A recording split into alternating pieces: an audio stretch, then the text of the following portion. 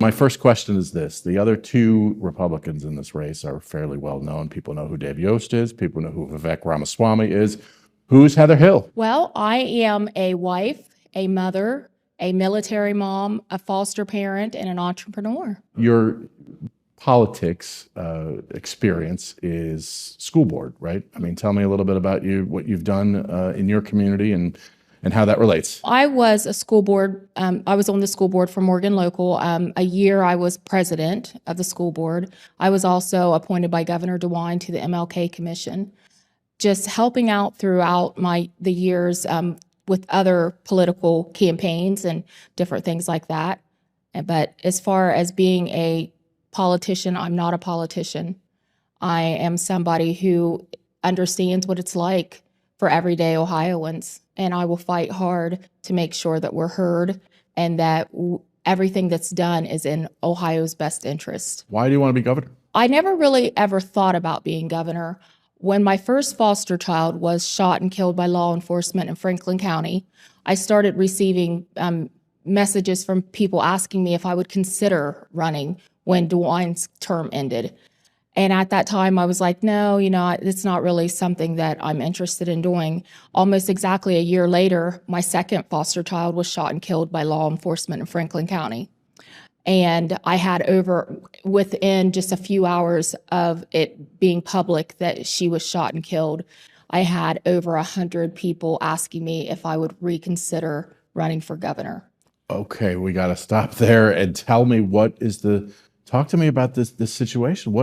I'm not aware of these, or at this point, I'm not aware. I mean, it might be cases I've heard of, but what are the circumstances with those two cases? I really can't talk a lot about those circumstances right now because the birth families are pursuing, they're taking legal actions. So I really have to watch what I say about that. So that kind of a traumatic situation, I'm surprised to hear that you would run as a Republican. Why? Usually, I think you would expect that kind of a thing would happen to someone and they would become or run as a Democrat. Tell me why those are affecting you and why you're running as a Republican candidate for governor. Well, I'm interested to find out why you would think I wouldn't run as a Republican, because our Republican values are exactly what led me to be a foster parent. We believe in taking care of children. We believe in bridging the gaps between law enforcement and people with mental illnesses. We have very strong Christian values in the Republican Party. So those are the things that keep me a Republican and keep me grounded. And some of the things that made me a very good foster parent. So I'm very proud to be a Republican. What do you want to see based on that? I mean, those experiences, those lead you to believe there needs to be police reform, or what do you? Well, what I have been doing is I have been meeting, let me just give you a little bit about my background. Not only am I a military mom, I have a large family of military servicemen and women, also law enforcement. So I believe 100% by sitting down and actually speaking to law enforcement all over the state of Ohio that they need more training. They want more training. And one of the things that I want to work on within the first year of being elected governor is building a state-of-the-art training facility for law enforcement all over the state. And we can also have other states that send their law enforcement here as well.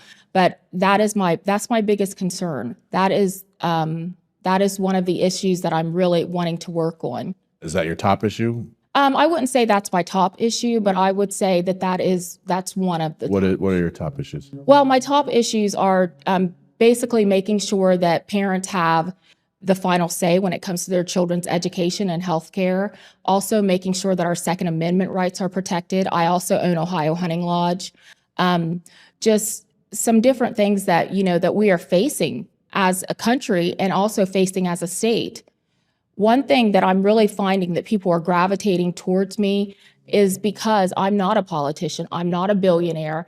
I am a person who knows what it's like for Ohioans every day to struggle just to lead a better life. We have a trust issue in Ohio. We have a big trust issue. Our citizens don't trust our government. They don't trust our law enforcement. And I am going to work very hard to bring back trust, to bring back common sense, and to unite our state as one people under God. Is workforce and workplace development the job of the governor and something you're looking to continue? Absolutely, absolutely. We have wonderful resources in Ohio. We have an abundance of beautiful farmland. We had strong, educated people. We have an abundance of natural resources. So we have everything that we need in Ohio to give us a strong economy. And I want to bring that back. I want to focus on the things that are going to make it to where people want to come here and build businesses and solve the housing crisis, because a lot of folks that I'm speaking to that are trying to relocate to Ohio, that are interested in relocating businesses to Ohio, one of the major things that they're facing is the housing crisis that we have here. So, I mean, there are a lot of different things. And one thing, by having someone that's coming in, that this is not my career.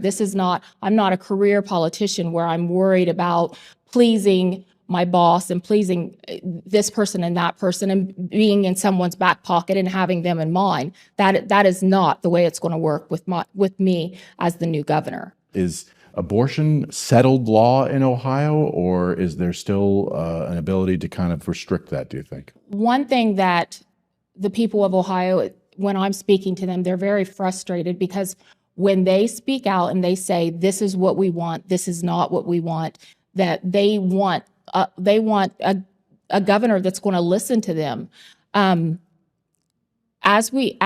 As things come back up and as people are not satisfied with the way things are going, we will put them to vote, and we will have the people let us know where their concerns are and what they feel, because it's in our Constitution right now, and Ohioans have spoke very strongly and said that abortion is something that they want. But in a couple years, that may change. So as the new governor coming in, I will always, always put the wants and needs of Ohioans ahead of what my wants and needs. Is there a lane for you? Is there, how do you fight that battle of somebody who's not as well known, getting your message out? One thing that I have noticed, if you've noticed, there hasn't been a lot of media coverage on me. Within the last 3 or 4 days, the media coverage has started pouring in as far as Heather Hill for governor. Within that small amount of time, and I'm referring to the Columbus Dispatch's poll that they did, within a small amount of time, within 3 or 4 days, I went from having 0% to up to 12, 15%, putting me in second place under Vivek and Yost in third place, almost 5 points below me. So that says a lot. That says a lot right there. They're open to me, and they're gravitating towards me because I'm honest and I'm trustworthy, and I'm somebody that literally lives the way that they live and understands what they're going through and understands what it is to fight and serve and work hard every day for everyday Americans like you and me. How do you feel about the apparent thirst by many politicians for that Trump endorsement? Is that something that you feel like you need to get, or is that something you care about, or is that something that you think is the game changer that other politicians think it is? I would have, of course, loved to have an endorsement from Trump, but that did not happen. I don't think that that's a game changer. I really don't. I think that when you have someone who's running for governor that literally comes out and says that Ohioans are stupid, and that's pretty much what he did. I think that, you give someone enough rope, they'll hang themselves. And I think that's what's going to happen with Vivek.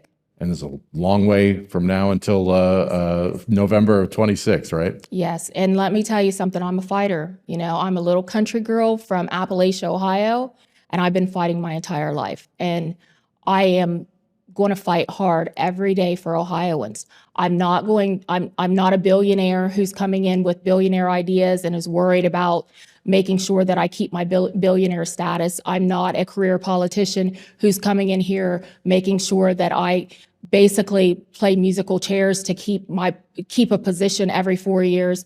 I am someone literally that's coming in here to bridge the gaps, build trust, and make Ohio the best that it can be.